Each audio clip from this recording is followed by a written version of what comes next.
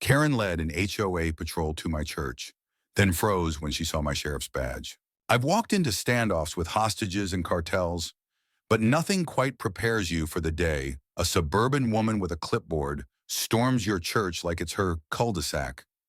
She came in with fake badges, a megaphone, and a mouthful of authority. She left in handcuffs, shaking, humiliated, and completely undone by a 6-point star pinned to my Stetson. We built New Mercy Chapel by hand, brick by brick, on a lot that used to be a forgotten field. My congregation isn't fancy working families. Single parents, farmers, vets, folks who don't care much for politics but show up for each other. I serve 2 roles in this town, pastor of New Mercy and sheriff of Riverside County. Some folks don't know that right away, and some people like Karen Lockridge don't bother to find out. Karen moved into Riverview Crossing 6 months ago. Gated community, brick mailboxes, HOA rules longer than Leviticus.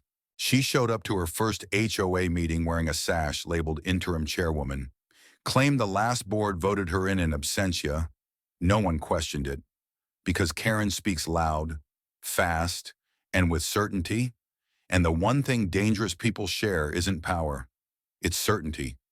She sent warning letters to families with flags on their porch, tried to fine the Thompsons $300 for using solar lights that disrupted nighttime peace, and then she looked past the gates, to us, to the church just outside her jurisdiction.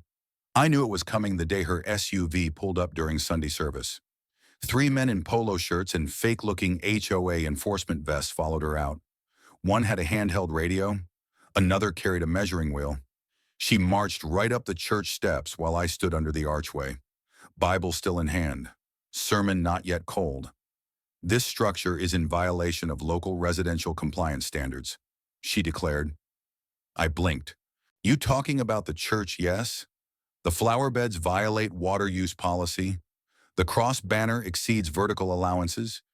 And your parking overflow creates a neighborhood disruption. Behind me, Sister Maggie's jaw dropped. The kids in Sunday school peeked from the windows. Someone started filming. I stepped forward. Karen, this is a church. She smirked. And it's an illegal extension of non-residential use on a formerly agricultural lot within 600 feet of HOA property. She handed me a printed notice of compliance breach. It had no county seal, just a watermark of an eagle and her signature. I smiled, calm, controlled. Karen, I suggest you leave the property immediately, or what I'll call the sheriff myself. That's when I slowly set my Bible down, reached into my coat, and pinned my Riverside County Sheriff's star to my chest. Her lips parted, her body froze. Behind her, one of the fake enforcers took a step back. I am the sheriff. The silence was holy.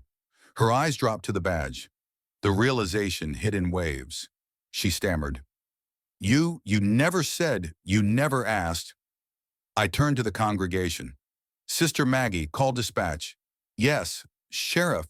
And tell them we've got impersonators on church grounds threatening public peace. Karen's voice cracked. Wait, this is all a misunderstanding. Ma'am, you brought armed personnel to a house of worship. You issued a fraudulent citation, and you attempted to enforce authority you do not have, in a county you do not represent. Within minutes, 2 cruisers arrived. Deputies cuffed the 3 men. Karen wasn't arrested yet, but she was read her rights and escorted from the property. The crowd silent at first, then murmurs, then applause. Some cried, others hugged, because they knew this wasn't about flowers or banners. It was about respect, and who gets to demand it. I went to work the next morning in uniform, filed the report, pulled footage, dug deeper. Turns out, Karen had formed an unregistered extended HOA patrol and collected over $18,000 in bogus fines across Riverview Crossing and adjacent properties, including local parks and small businesses. She printed her own citations, sent false violation letters with made-up case numbers. She threatened a food pantry for non-compliant signage, tried to evict an elderly couple for permanent nativity display, and worse, she had a private fund called Community Enrichment, where all the money went The county prosecutor opened a fraud case. Her home was searched. They found fake badges, altered county maps, and stacks of liens she never filed legally. Public outrage spread fast. Pastors from 4 nearby churches stood with me. A veterans group filed a class action lawsuit. One of her own patrol officers flipped and testified against her. She was charged with fraudulent representation, criminal trespass, interference with public gathering, harassment, unlawful collection of funds. Her plea deal required full restitution, public apology, and 500 hours of community service at the same churches she harassed. I'll never forget the first Sunday she came back, not as an enforcer, but as a volunteer, folding chairs under a tent. Sister Maggie handed her a broom. Karen didn't argue. She swept for 2 hours, didn't look anyone in the eye. But I noticed her pause once, staring at the brass star on my desk as she passed by. New Mercy Chapel kept growing.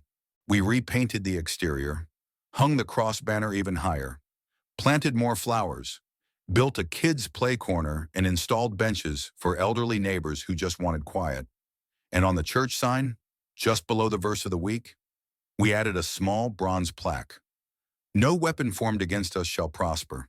Isaiah 54:17. Sometimes authority wears a badge.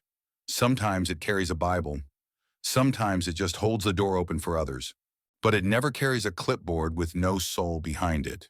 The end.